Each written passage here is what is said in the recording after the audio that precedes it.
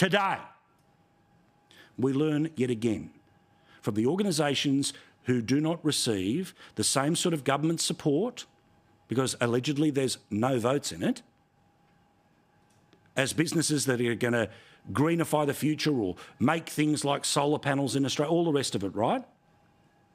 4 million. Used to be 3.7. 4 million people are having trouble putting food on the table. Wake up. Wake up, Canberra. This is so front and centre. And we are the frogs in the pot that, okay, if it was boiling like this, we wouldn't go anywhere near it from a couple of years ago. Well, it's boiling, baby. And we're the ones that are suffering right now. A staggering 3.7 million Australian households have reported struggling to put food on the table in the last 12 months. Now, we told you a version of this number when it came from the good people of CommBank. This time, it's a new organisation called At Work Australia.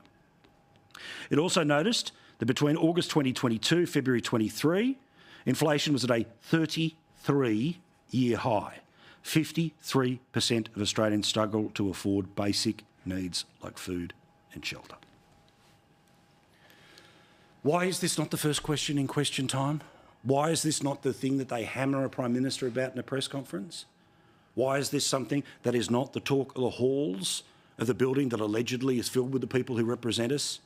Well, of course, the Prime Minister has paid $600,000.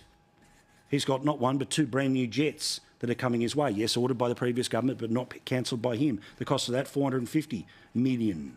The Voice referendum, $450 million, so he could buy a place in history. Of course, politicians have got not one, not two, but three pay rises. Public servants have received the largest pay increases in a decade. So unsurprisingly, many of the people, and I know there are good public servants who often watch this show and go, Paul, not all of us, but you get my point when we're speaking about many of your colleagues. Why are they not worrying about any of this? Because they get a pay rise that's the biggest in a decade, just like the MPs get one. And now, today, the people who work at Parliament as well, the parliamentary staffers, Team Red, Team Blue, Team Yellow, Team Green, what are all of them? Massive pay rises and cultural leave. On top of everything else, domestic violence leave, which I support, the obvious mental health days, personal, all of that stuff, right? The federal government, apparently, this is the maximum pay rise that is allowed under the rules, according to the ABC. They also get travel allowances. The proposed enterprise agreement, which was put to a vote on Monday, so presumably it has been supported, but we'll double check, is widely expected to be approved. It will give approximately 2,000 political, so MP, ministerial and electorate staff a pay rise of 11.2% over the next 3 years. 4% in the first year, almost 4% in the second year, 3.5% in the 2 years retrospectively. So they get a pay rise backwards as well. There will also be 3 days of leave for any staff to attend significant religious or cultural obligations associated with a particular faith or culture. Now, I'm fascinated by this one because we already have a scenario where, well, you can pick and choose your public holidays. Certainly, January 26th, if you don't want to do that, you can take that at another time. Now, obviously, there are people who already have the gazetted public holidays, generally speaking, in and around things like the Christian public holidays. And again, I don't have a problem with people taking one of those days off. Like if you don't observe Good Friday, then you can take it off for what is the more appropriate day for your faith. But on top of all of the public holidays that exist, generally speaking, in and around the Christian calendar, we're going to whack another 3 days on top of that for your faith or culture. It keeps going. First Nations staff will also receive an extra day a year off for NAIDOC activities and up to 6 days or 2 years of full ceremonial obligations. What? Now, again, are we getting to a system here? And again, it'll be a long time before it's there, and to merely suggest it on television means apparently I'm setting my hair on fire. The gazetted public holidays are, of course, based in and around, generally speaking, the Christian calendar.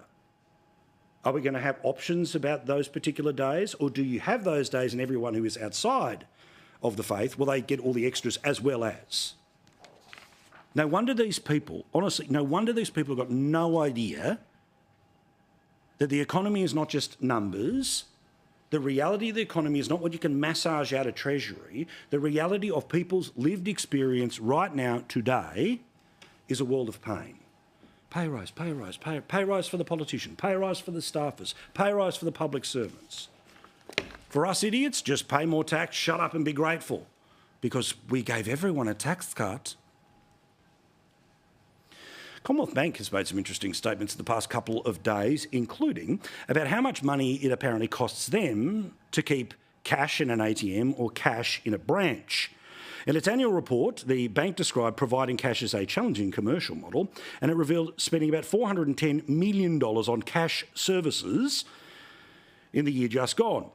Of this amount, about $350 million was used to keep cash available at branches and ATMs. Presumably, the rest of it, to $410, is literally moving it around.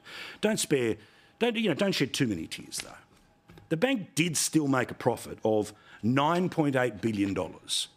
So yes, cash is legal tender, and we should be able to get it from a bank, and we should be able to get it from an ATM. And it's not like you don't charge fees for people to access their own money. Please.